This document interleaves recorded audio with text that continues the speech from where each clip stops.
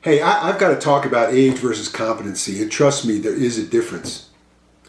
It seems lately that a person's age, which is just a number from the day they were born, has become a measure of how long they will live or how capable they are at the tasks they're performing, determining how many years of productivity or even life itself they have left.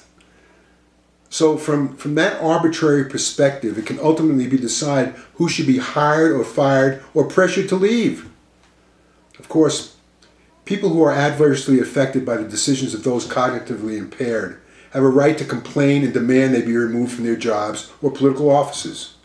But it's really unfair to do so by age labeling or all those that have similar characteristics as having used up their competence or usefulness.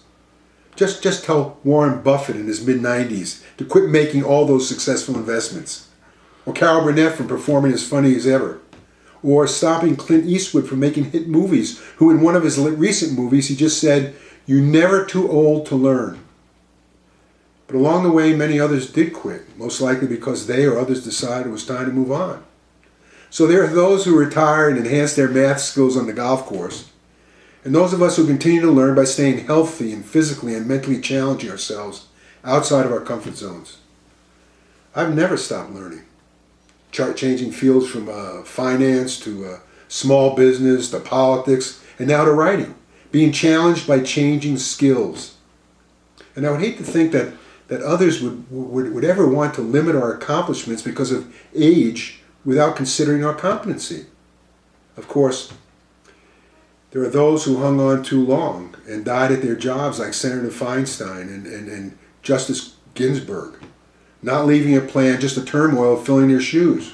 Of course, Justice Scalia died with a pillow over his head, but that's another story. And add to the confusion, we have those elected to office who lack the ability to provide competent representation no matter what age they are. I recently attended a funeral where Bill Richardson gave the eulogy for a former employee of his when he was governor. And then talking with him after, a few of us agreed that the Democrats needed to look to him as a good possibility to run for president again. I remember the last time he ran, I was approached by PBS asking me, as a Republican at the time, what I thought about him running, with me stating that of all the candidates that have ever run for office, he had the best resume. Congressman, UN ambassador, and the Secretary of Energy, it seemed everywhere I traveled, people in foreign countries revered him. And on that day, in that eulogy, he still had the knowledge and charm to give the Democrats something I didn't think they had now.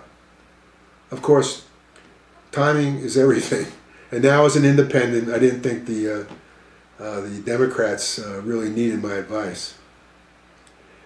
Then, sure enough, weeks later, there I was at Governor Richardson's funeral with his old friend Bill Clinton, giving the eulogy. It was a sad, surprising day that heard our former president speak about their relationships throughout their lives together, and did so without skipping a beat.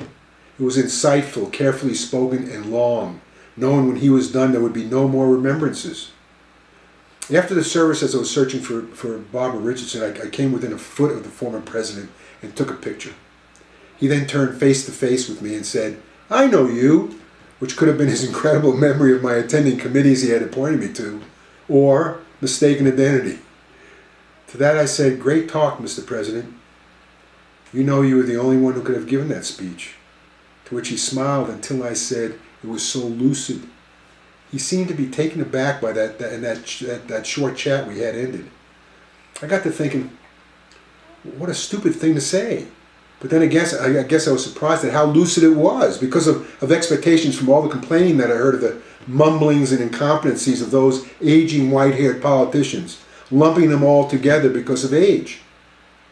But he knew it was lucid. That had to be that way for his friend, or he wouldn't have done it. And afterwards we could tell that he was satisfied that he still had it, and dispelled the notion that his age affected his capabilities. It should be that way with all of us, to know if we still have it, so we don't give others the opportunity to confuse age with competency. Just saying.